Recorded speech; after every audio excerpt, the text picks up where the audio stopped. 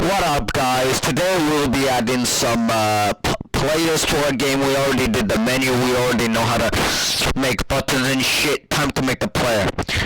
So what you do is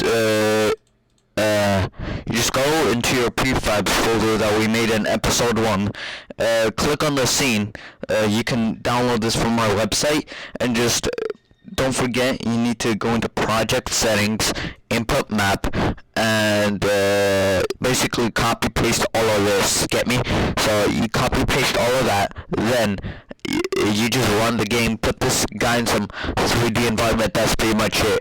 Don't worry about how the script works, what the fuck what does, but it works. That's all that matters, and that's all I fucking Alright guys, this is the end of this tutorial. There's more coming on the way, don't worry. And also, I would like to give honorable mentions to my Patreons. One of them is John Lebowski, Fonbowski, Raumbowski. Those are the only 3 supporters. In total, they gave me $5, but thank you very much to those 3 Patreon supporters. Go into my Patreon, fund me, patreon.com/Joe Mama. Fucking, I don't know anymore, bro.